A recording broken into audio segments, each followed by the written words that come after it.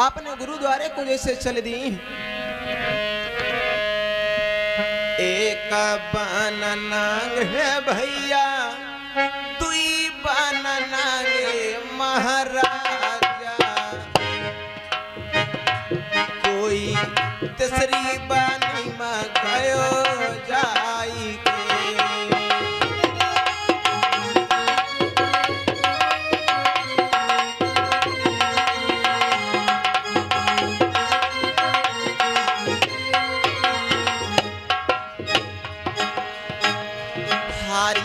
तीसरी बानी के बीच में राजा पहुंचो, हारी तीसरी बानी के बीच में राजा पहुंचो, एक कुटिया पड़े वदी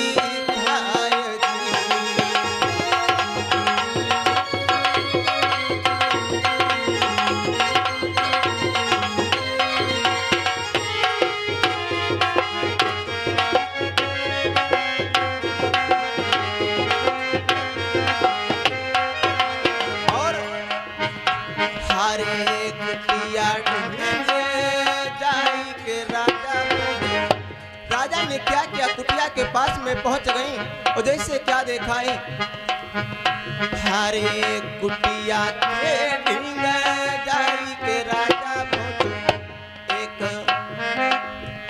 कोई जप हरि केरो नाम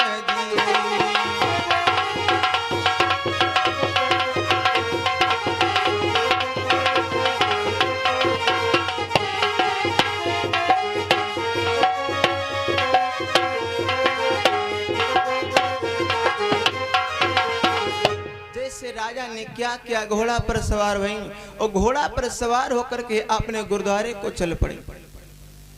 गुरुद्वारे को भैया चल पड़े जाकर के जैसे गुरु के शरण में गए, क्या देखा कि गुरु जी भजन कर रहे थे और इनके गुरु का नाम क्या था जानते हो? इनके गुरु का नाम था शुक्राचार्य जी महाराज।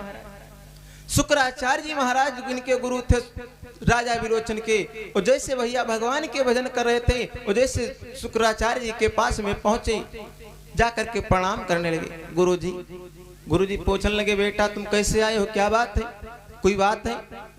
और कहते कि एक भैया कहावत कही जाती, और आज काल भैया अगर जमाने में भैया अगर गुरु करना तो जान करके करना। कहते कि गलिन गलिन में गुरुवर घूमई, चेलो कंठी लो और स्वर्ग जाओ ची नरक जाओ तुम हमारी दक्षिणा दो। आज काल के भैया गुरु ऐसे हैं, आज काल के गुरु लालची कहते कि ज्यादा है। तो एक बात बता दें, एक गुरुजी थे भैया जिनके एक नहीं 10-12 चेला थे। जब 10-12 चेला थे तो गुरुजी ने विचार करने लगे कि हमारे 10-12 चेला हैं और चलो सभी चेलों के वहां पर एक बार चलते हैं और कोई 501 देगा, कोई 1001 देगा, कोई 2101 देगा, कोई 5100 देगा। और इसी तरह से जब दक्षिणा मिल जाएगी तो हमारा 1 महीने का खर्चा चल जाएगा। गुरुजी ने भैया ये सोचा और उस दिन क्या किया, दूसरे दिन गुरुजी तैयार हो गए और दूसरे दिन जब तैयार हो गए तो एकादशी का व्रत था। गुरुजी भैया रोज तो सोई करके 10 बजे उठते थे, रोज 10 बजे उठते थे। और उस दिन भैया क्या किया, गुरुजी 4 बजे भुरारे उठ के नहा तैयार हो गए, चंदन तिलक लगा करके तुरंत तैयार हो गए। तैयार होकर के इधर सभी चेलों के वहां पर जाने लगे। जब सभी चेलों के वहां पर जाने लगे तो किसी के वहां पर जाते कोई 501 देता, कोई 5101 देता है और कोई 2101 देता, कोई 1101 देता भैया। अब इसी तरह से जब देने लगे तो धीरे धीरे 1 महीने का खर्चा चल गया। जब 1 महीने का खर्चा चल गया तो गुरुजी विचार करने लगे, तब एक चेला बचा। और जब एक चेला बचा तो गुरुजी सोचने लगे कि इस चेले के पास में चलेंगे तो 10-12 हजार रुपए इकट्ठा दक्षिण में दे दी तो 1 महीने का फाजिल खर्चा चल जाए। गुरुजी के मन में लालच आ गया। गुरुजी चल पड़े आखिरी वाले गुरु अपने चेला के वहां पर। चेला के दरवाजे पर पहुंचे तो चेला राम ने गुरुजी को आते हुए देखा। आओ गुरुजी, कैसे आना हुआ, बहुत दिनों के बाद में आए हो। गुरुजी को लेकर भैया भीतर गए, तुरंत चटैया डाल दे, चटैया पर गुरुजी को बैठाया। अब गुरुजी की सेवा करने में लग गए चेला राम। चेला राम भैया जब सेवा करने में लग गए और तब तक कि क्या देखा कि चेलाराम के दरवाजे पर 1.5 लाख की भैंसिया बांधी थी। चेलाराम के दरवाजे पर 1.5 लाख की भैंस बांधी थी और गुरुजी की नजर जैसे भैया भैंस के ऊपर पड़ी तो गुरुजी की नीयत ही बदल गई। गुरुजी की नीयत ये बदल गई कि इस भैंस, इतनी महंगी भैंस बांधी तो इस भैंस को कैसे पाए, कोई ना कोई उपाय करना पड़ेगा। और गुरुजी भैया तरकीब बहुत अच्छी निकाल ली। चेलाराम तब तक चले गए भीतर, पत्नी से बोले देवी गुरुजी आए हैं, जल्दी से 1 गिलास दूध गरमाओ। पत्नी ने दूध गरमाया, पति देव लेकर के आए, लो गुरुजी। अब गुरुजी भैंस तरफ देखें, चेला तरफ देखें, तो चेला से बोले बेटा ये दूध तुम्हारा हम नहीं पिएंगे। तब चेलाराम विचार करने लगे, रोज पहले जब गुरुजी आते तो दूध पीते थे, और अब कौन सी ऐसी बात होगी जो गुरुजी कहते कि दूध नहीं पिएंगे। तो चेलाराम पूछने लगे गुरुजी से कि गुरुजी एक बात बताओ, तुम दूध आज क्यों नहीं पियोगे। तो गुरुजी कहने लगे बेटा तुम्हारे ऊपर शनिचर की रात चलती है, इसीलिए तुम्हारे घर का दूध नहीं पिएंगे। तो चेलाराम कहने लगे गुरुजी तो ये शनिचर की रात हटेगी कैसे, ये कैसे हटेगी। तब गुरुजी कहने लगे बेटा ये शनिचर की राशि तब हटेगी और जब तक तुम कोई काली चीज दान नहीं करोगे तब तक नहीं हटेगी। चेलाराम भैया मंद बुद्धि के थे, समझ नहीं पाए कि गुरुजी क्या चाहते हैं। चेलाराम गए अपने पत्नी के पास में, पत्नी से बोले देवी गुरुजी कहते कि तुम्हारे ऊपर शनिचर की राशि चलती और शनिचर की राशि तब तक नहीं हटेगी जब तक तुम कोई काली चीज दान नहीं करोगे। और पत्नी भैया शहर की थी, पढ़ी लिखी थी, पत्नी समझ गई कि गुरुजी के मन में लालच है, भैंस को देखने तो इसीलिए लालच आ गया गुरुजी को। और पत्नी भैया होशियार थी, वो कहता कि अगर पति नहीं होशियार तो पत्नी होशियार मिल जाए तभी तो भैया पटी चल सकती, और अगर पत्नी वैसे पति वैसे। एक बात बता दें, एक पत्नी और पति थे भैया, दोनों अनपढ़ थे, दोनों अनपढ़ थे। एक बार क्या हुआ, अयोध्या को मेला घूमने के लिए गई। जब अयोध्या को मेला घूमने के लिए गई, अब दोनों पति ने क्या किया, पत्नी से बोले देवी तुम यहीं पर रुक जाओ और हम तनिक प्रसाद खरीद लाएं। अब पत्नी भैया रुक गई, और पत्नी किस सहारे रुकी कि जानत रहे कि पति हमारे चौखानंदार भूषण पहन के आए हैं, कि जो कि चौखानंदार भूषण पहने वही हमारा पति है। अब भैया पति देव क्या के तो धीरे धीरे 2-4-10 दुकानें बढ़ी गई, और पत्नी ने क्या किया, पत्नी ने राम जी के मंदिर के सामने भैया रुक गई। उसी जगह पर रोक दिया था कि तुम देवी यहीं पर रुको, हम प्रसाद लेकर के आते। अब धीरे धीरे रास्ता देखते देखते, जैसे रास्ता देखते देखते तो क्या किया, पत्नी जब बहुत दूर निकल गई और पति देव उसी मंदिर के सामने खड़े रहे। और पत्नी जब दूर निकल गई और पत्नी होशियार थी, जब पत्नी चली गई तो धीरे धीरे लौट करके जब आई, पति देव जब लौट करके आए तो इधर पत्नी क्या किया, पत्नी धीरे धीरे इधर पता लगाने लगी पति देव कहाँ चले गए, अब नहीं आए, अब नहीं आए। सुबह से भैया दोपहर हो गई, दोपहर से शाम हो गई। अब पत्नी समझ गई कि पति देव हमको लग रहा है कि छोड़ करके चले गए। और पत्नी ने क्या किया भैया, वहां से तुरंत, अब वहां से क्या किया, हनुमानगढ़ी को पहुंच गई। हनुमानगढ़ी को जब पहुंच गई तो पति देव जब राम जी के मंदिर के सामने आए,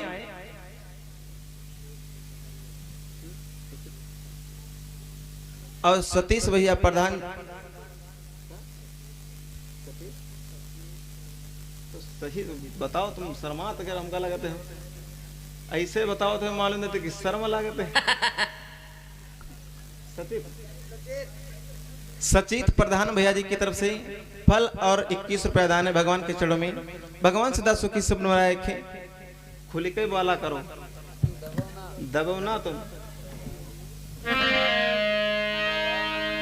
अब भैया क्या के, अब पति देव जब लौट करके आए तो क्या देखा कि मंदिर के सामने देवी है ही नहीं, मंदिर के सामने से गायब हो गई। तब पति देव गए भीतर, भगवान जहां पर राम जी की मूर्ति थी वहां पर जाकर के गए और जाकर के पंडित से पूछने लगे, पंडित जी हमारी देवी मंदिर के सामने खड़ी थी, अभी तुमने देखा है। तब पंडित जी कहने लगे सुनो भैया, अब जब पंडित जी से पूछी तो पंडित जी ने नहीं बताया। पंडित जी अब क्या जाने कि तुम्हारी पत्नी कैसी थी कैसी नहीं थी। तब जाकर के भगवान के पास में भगवान राम जी के मंदिर के सामने गए और हाथ जोड़ करके भगवान से विनती करने लगे कि हे प्रभु हमारी पत्नी आज मिल जाए, आज उसे हम म्याला घुमावे ना ले भाई। अब पति देव भैया हाथ जोड़ करके भगवान से नहीं प्रार्थना करने लगे। तब पंडित जी जो थे मंदिर के, पंडित जी ने भैया जी को धर के डांटा और धर के डांटा, कहने लगे अरे भैया तुम बेवकूफ हो क्या? अरे इनकी जब पत्नी खोए गई थी तो एक बंदर ने ढूंढा था और तुम इनसे अपनी पत्नी का तुम पता पूछने के लिए आए हो। यहाँ से चले जाओ और जिन्होंने इनकी पत्नी का पता लगाया था उन्हीं के पास में जाओ, उन्हीं ढूंढेंगे। और तुम इनके जब अपनी पत्नी को पता नहीं लगा पाए, तुम्हारी पत्नी का ये कैसे पता लगा पाए? अजीब अजीब भैया रिश्ता होते। आज इधर क्या किया, चेला राम गए पत्नी से बताया तो पत्नी समझ गई। पत्नी ने क्या किया भैया, तुरंत चूल्हे से राख निखारी, तुरंत चूल्हे से राख निकाली, पुड़िए बांध के दे दी, लो अपने गुरु जी के देव जाए। पति दे चेला राम आए, गुरु जी को दिया, लो गुरु जी। गुरु जी जैसे राख को भैया पुड़िया को खोल करके देखा तो गुरु जी कहने लगे बेटा हम ये थोड़ी नहीं कहते कि तुम काली चीज कोई राख हमारे पास लाओ तब शनिचर की रात से हटेगी। अरे मैंने बेटा ये कहा था कि काली काली हो, 4 पैर वाली हो और साथ में दूध देने वाली हो। चेला राम भैया मंद बुद्धि के थे, समझ नहीं पाए गुरु जी क्या कहते। चेला राम अपने पत्नी के पास में गए, पत्नी से बोले देवी गुरु जी कहते कि काली काली हो, 4 पैर वाली हो और दूध देने वाली हो। पत्नी समझ गई, अब पत्नी समझ गई, पत्नी होशियार थी तो पत्नी ने जैसे गुरुजी लालची थे वैसे पत्नी थी। पत्नी क्या क्या पीछे का भैया दरवाजा खोला और जैसे पीछे का दरवाजा खोला तो क्या देखा कि एक काली काली कुतिया जा रही थी। अब भैया पत्नी होशियार थी कि गुरुजी लालची तो पत्नी वैसे काम की। अब काली काली कुतिया जा रही थी तो भैया गई और उसके पीछे ट्रेन का डिब्बा 10-12 बच्चे लगे, छोटे छोटे राजेश भैया जैसे तुम्हारे दुआरे भय रहे। अब 10-12 भैया बच्चे लगे, ट्रेन का डिब्बा। पत्नी गई एक झबाल में सबका इकट्ठा भर लाई और जैसे सबका इकट्ठे भर लाई अपने पति की दिया, लो गुरुजी को देव जाए। अब भैया आए गुरुजी को जैसे दिया और जैसे गुरुजी को दिया तो गुरुजी समझ गई, गुरुजी समझ कि आज अच्छे चेला से पाला पड़ा है। गुरुजी कहने लगे बेटा ये तुम क्या लेकर के आए हो? तो चेला राम गुरुजी से बोले गुरुजी अरे तुम्ही ने तो कहा था कि काली काली हो, 4 पैर वाली हो, दूध देने वाली हो, तो अब बताओ इसमें कौन कमी है, इसमें कौन कमी? और एक चीज तुम गुरुजी ने नहीं मांगा तो एक चीज मैंने अपनी तरफ से ले आई जो 10-12 बच्चों वाली भी है। गुरुजी कहने लगा अच्छे चेला से भैया पाला पड़ा और इसी को कहते कि लोभी गुरु लालची चेला ओ हो नरकमा झेले में झेला। तुम तो आचार्य जानते हो, इसी को कहते कि भैया अगर गुरु लालची है तो चेला कभी सिद्ध नहीं हो सकता है, अगर चेला लालची तो गुरु कभी सिद्ध नहीं रह सकता है। आज इधर क्या किया, राजा विरोचन अपने गुरुद्वारे को पहुंचे और गुरुद्वारे को पहुंच करके गुरुजी से बोले गुरुजी। गुरुजी पूछने लगे क्या बात है बेटा, किस कारण से आए हो, किस लिए बेटा आए हो? तो राजा विरोचन हाथ जोड़ करके बोले गुरुजी परमात्मा की कैसी लीला हो गई जो हमारे घर में परमात्मा ने आज तक कोई एक संतान को नहीं दिया है। गुरुजी कहने लगे बेटा ये सब विधि के विधान के हाथ में होता है, ये हमारे और तुम्हारे हाथ में नहीं होता है। परमात्मा जो चाहेगा, परमात्मा के इच्छा से एक पत्ता तक ही नहीं हिल सकता है, हम आप इसमें कुछ नहीं कर सकते। पर जाओ बेटा एक हम उपाय तुमको बता दे रहे हैं, एक हम फल दे रहे हैं और इस फल को लेकर के चले जाओ, अपनी रानी को खिला देना, तुम्हारी रानी के गर्भ से एक बेटा जरूर जन्म लेगा। क्या किए भैया? और एक बेटा ध्यान से समझना, इस फल को तो लेकर के जाना है, इस फल को लेकर के जाना, पर और एक ध्यान से बेटा बात समझ लो। राजा कहने लगे बताओ गुरुजी। तो गुरुजी कहने लगे बेटा इस फल को लेकर के तो जा रहे हो, इस फल में हवा तक ना लगने पाए और इस फल को भैया कोई देख ना पाए। अगर इसमें हवा तक लग गई तो ये फल बेटा काम नहीं करेगा। राजा कहने लगे ठीक है गुरुजी, जब उसमें हवा तक नहीं लगने पाएगी उस फल को लेकर के राजा विरोचन भैया जैसे चले, जैसे फल को लेकर के चले तो बीच रास्ते में पहुंचे तो बीच रास्ते में एक घटना घटी। कौन सी घटना घटी?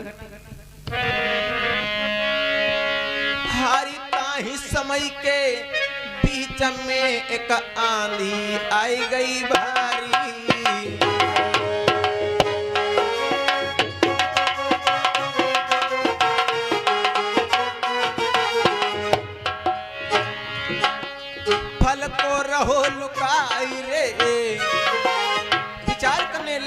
राजा के गुरुजी ने कहा था कि इस फल में हवा तक ना लगने पाए और इसको कोई देख ना पाए, अब आंधी तूफान में हम इस फल को कहां पर छिपा दें? फल को रहो लुकाइए कि मन सोचे पधारी। और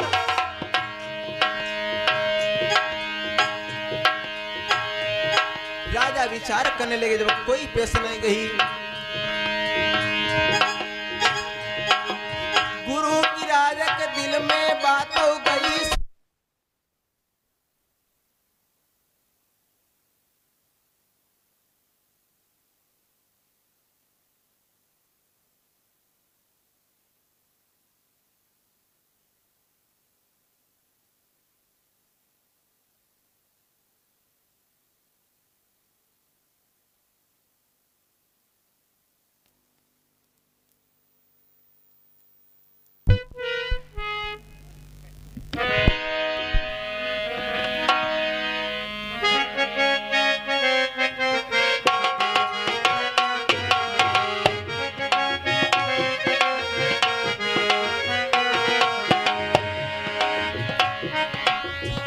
रहो लुकाई रे की मन सोचे तपधारी।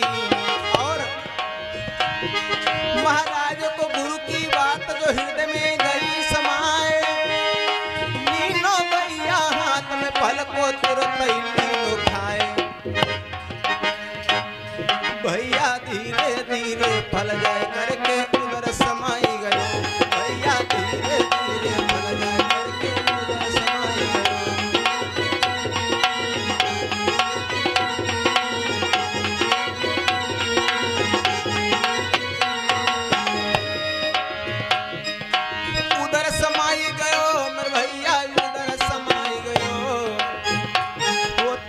जाई करके धीरे वो तो उधर समाई गया।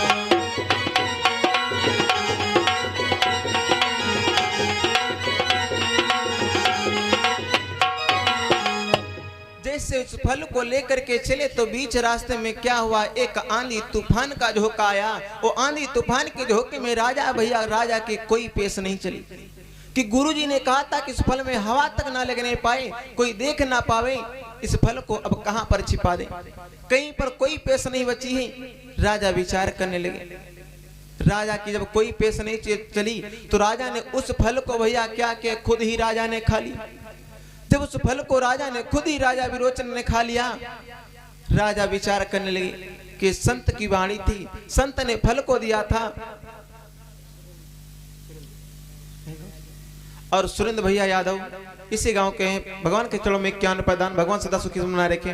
क्या किया भैया, राजा विचार करने लगे कि ये संत की वाणी थी, कट नहीं सकती थी, अब ये बेटा तो जरूर जन्म लेगा। राजा ने क्या किया, उस फल को खा लिए और उस लोक लाज के बचाने के चक्कर में विचार करने लगे कि हमारे संतान तो जरूर जन्म लेगा। तो उसी जंगल में भैया अपना समय बिताने लगे। अपने महल को नहीं गए क्योंकि बदनामी के चक्कर में, बदनामी के कारण राजा अपने महल को नहीं गई और उसी जंगल में एक झोपड़ी बनाई और उसी जंगल में राजा विरोचन रहने लगे। धीरे धीरे समय बीता, धीरे धीरे समय बीता। और समय क्या बीता भैया, राजा के गर्भ से वही बेटा हुआ। राजा के उदर से जब बेटा हुआ तो राजा विचार करने लगे, अब तो हमारी बहुत बड़ी बदनामी होगी, अब तो हमारी बहुत बड़ी बदनामी होगी अगर राज्यसभा को गई। तो राजा ने क्या किया, अपनी लाज को बचाने के चक्कर में एक चिता बनाया और चिता उसी जंगल में बनाया और जंगल में बना करके चिता, उसी चिता में भैया जलने के राजा चल पड़े। जैसे उसी चिता में राजा ने आग लगाई और संत महात्माओं ने देखा तो राजा को आकल के अधजला निकाला है। जो राजा के उधर से जो बेटा हुआ था, संत महात्माओं ने क्या किया, उस बेटे को इधर महलों में पहुंचाया। जो राजा विरोचन थे, अधजले हो चुके थे, वो अधजले में धीरे धीरे राजा वहीं पर खत्म हो गए।